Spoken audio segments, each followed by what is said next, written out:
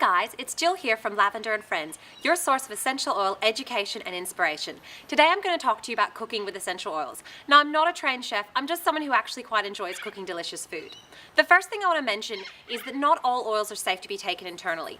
If you look on the label, you can actually see whether it says for dietary or flavoring use, which means it's fine to cook with, or if it says for topical and aromatic use only, which means you should not be cooking with it. Now, why would we cook with essential oils? Firstly, it's cost effective. Rather than having to go out and spend $4 on buying a bunch of basil and then you end up throwing half of it out anyways, you could just use 1 drop of a basil essential oil and that would be about 10 cents.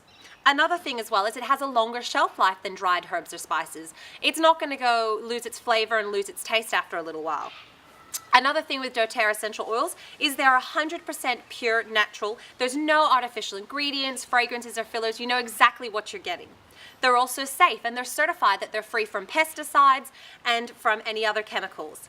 And finally, they're potent. You know exactly what you're getting and how it's going to work. There's also the health benefits. So for example, we often love making On Guard pancakes. We just add a drop of the On Guard to our pancakes and then I know that I'm also getting the immune support for my family.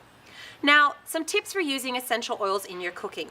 The first is start small. They've got a lot of flavor. You don't need a lot. I often suggest just using a toothpick to begin with. So you can unscrew your lid and you can literally put a toothpick in and swirl that through to get some flavors.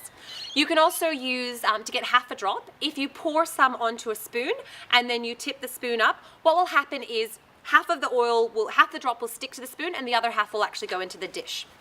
Now another thing I'll mention is some oils are thicker than others and they can come out a lot faster or a lot slower. So again, I don't suggest pouring the oil directly into your dish in case you get too much.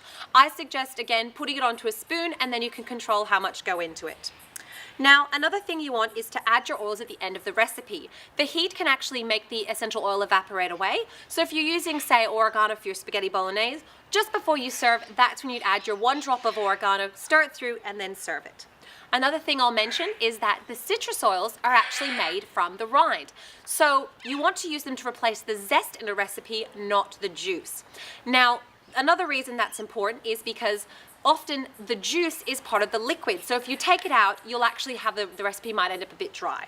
That said, if a recipe calls for something like lemon juice or lime juice, I'll often add just a drop of the oil for a bit of extra flavor.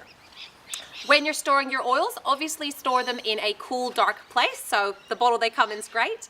You want to keep them away from heat and light. And you also want to keep the caps on the bottle so it doesn't just evaporate out, and also be careful when you're using essential oils and cooking with children. Now, another thing I'll mention is you want to be using glass if you're mixing your essential oils. The essential oils can damage plastics, so whenever you're mixing a recipe with oils, make sure you're using glass. So how do I use the essential oils in the cooking? The simplest way is to simply substitute the essential oil for the herb required in the recipe.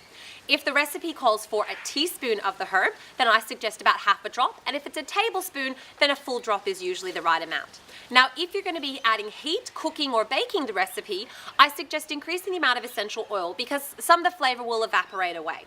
So for example, if I'm making choc orange bliss bowls, which aren't baked, they're just blended up together, then I tend to use sort of 2 to 3 drops of orange essential oil. But if I'm making choc orange brownies, I tend to add about 6 to 8 drops because it's going to be baked.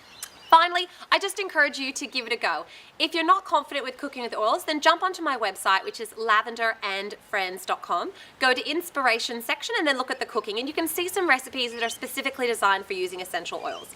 Get started, try and see how you go, and I hope you have a lovely day.